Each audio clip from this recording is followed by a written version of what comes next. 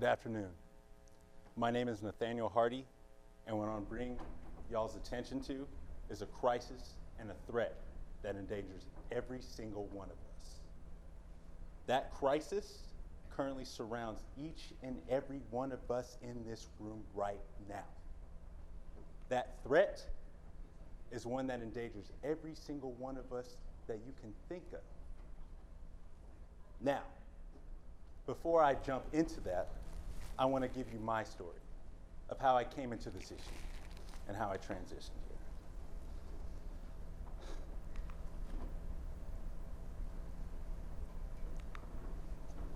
In 2016, I was stationed in Hawaii, attached to 1st Battalion, 3rd Marines. I was currently awaiting my acceptance letter from Boise State University, and I was engaged by thousands and hundreds of people from diverse backgrounds, from all walks of life, from around the world. I did numerous hikes, as you see here, from some of the most highest locations and from some of the most beautiful places you can absolutely imagine. Now, while I was waiting for that acceptance letter, little did I know what crisis was ahead and what I was exactly going to be facing into the next chapter of my life. The biggest snowstorm in the history of Idaho in over 40 years. I slept on a couch as long as me. I had a blanket that reached my shin, and I didn't own a pair of pants. True story. And from there, I started engaging Idaho. I started walking up to people, asking them what it's like, seeing that snow seemed to be the general consensus of what everyone agreed upon. But I still started to notice things that were different. I got my acceptance letter from Boise State. I was so excited and awaiting the fall semester, but I had a problem. I couldn't find anyone that looked like me. I would go weeks without seeing someone who looked just like me, someone I could engage, someone I could talk to, someone I could actually relate to. And I wasn't 100% sure why that was. But I dove in deeper, and I had to figure out why this was an issue. So, according to a 2018 census, there are approximately 1,754,208 people living in the state of Idaho at this time. That's a lot of people. And if you look around, you'll definitely see that as well. From that number, 93.2% of that is made up of folks who identify as white. That's a lot of people. And now, from this, I got the answer I was finally looking for. Maybe some reasoning or some kind of justification as to why I couldn't find anyone that would look like me. And that number shocked me. That was 0.9%, less than 1% of folks who identify as black in this state. Where were they? What are they doing? How do I find them?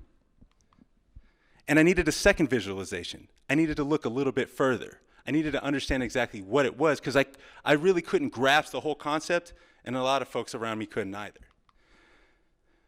And if you look at this graph, at the top, that less than 1% is what the difference is compared to the white demographic in those states.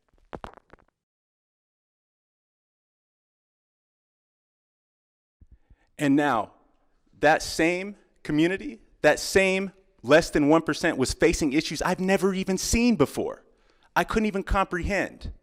Ones that go silenced, ones that don't get seen in national public, ones that happen right underneath us, right around us, constantly surrounding us. But there's hope. And if everyone could, go ahead and pull out your phones. And we're going to do a little poll real quick. And if you don't have a phone, that's fine. We can do it this way as well. If anyone didn't know that information beforehand, please raise your hand. This is completely anonymous. This is just something we're sharing with one another in the room, and we're showing light that this is an issue that is affecting all of us. And from that, we'll transition to the next part of my story. Because this isn't all just sad situations, and there's a lot of great things that get brought to light.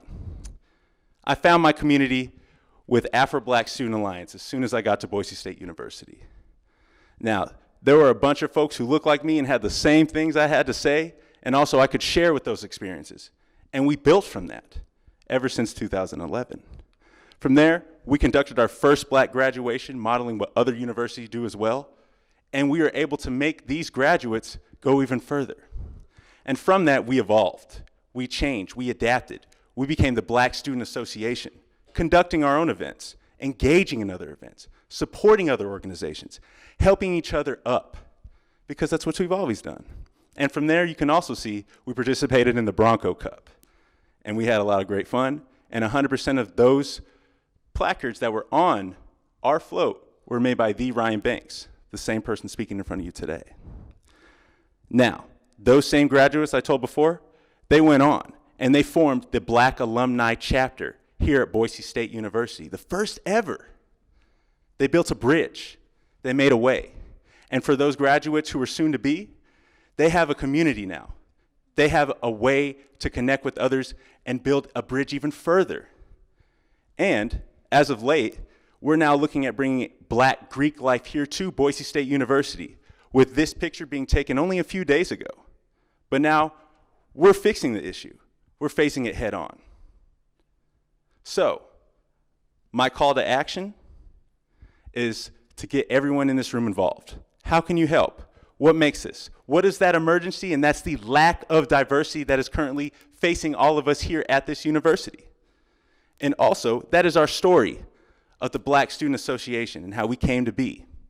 And to help us, you can go ahead and please follow us at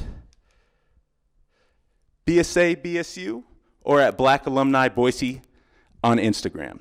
From there, you can DM us. You can ask us questions. How can I get more involved? How can I spread the word? What more can I do to help y'all and to build a community for all of us, so that that 0.9% is just a number and not an experience? Thank you.